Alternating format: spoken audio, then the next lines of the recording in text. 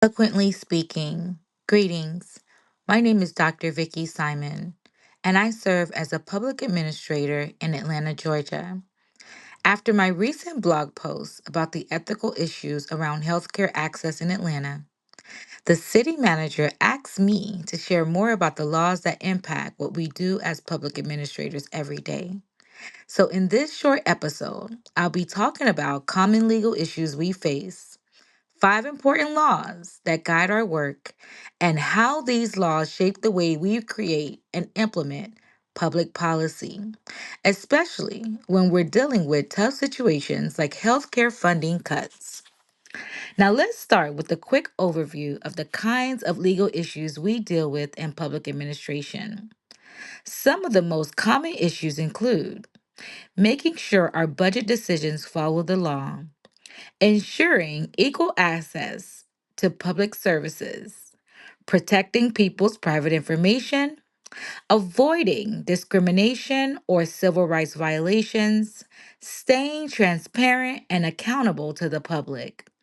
These aren't just legal boxes to check off. They directly affect how we serve our communities, especially people in vulnerable situations. Now, let's take a look at five specific laws that really shape our work.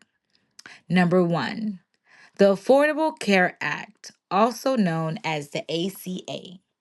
This federal law expanded healthcare access nationwide in states like Georgia, which chose not to fully expand Medicaid.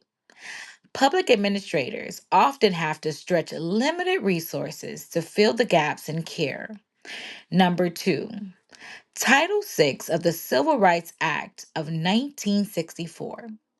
This law prohibits discrimination in many programs that receives federal funding.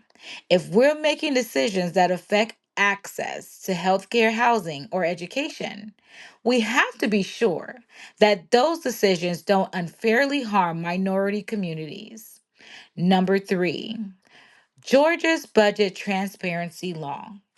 As public officials, we're required to make budget decisions openly and share that information with the public. This helps build trust, especially when tough cuts are being made. Number four, HIPAA, the Health Insurance Portability and Accountability Act. This federal law protects personal health data.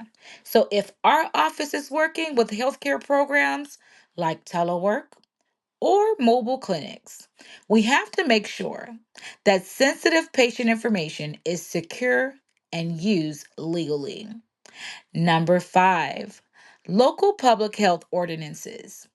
These are local laws that may cover things like clients' operations, clinic operations, emergency response protocols, or mobile health units. In response to hospital closures, cities might pass new ordinances to provide care in a more creative way. Now, all of these laws influence how we create and carry out public policy. Now, here are a few examples. If we want to expand health services in low income neighborhoods, we must make sure that the program doesn't unintentionally discriminate and that it protects patient privacy. If we're shifting funds in the budget, we need to document everything clearly and be completely transparent with the public. And when we're advocating for broader changes, like Medicaid expansion, we need to understand how state and federal policies connect. In short, public administrators don't just manage programs, we also have the responsibility to stay legally informed and ethically grounded in everything we do. So, in closing, laws are the framework of the work we do, but people are the heart of it. As I mentioned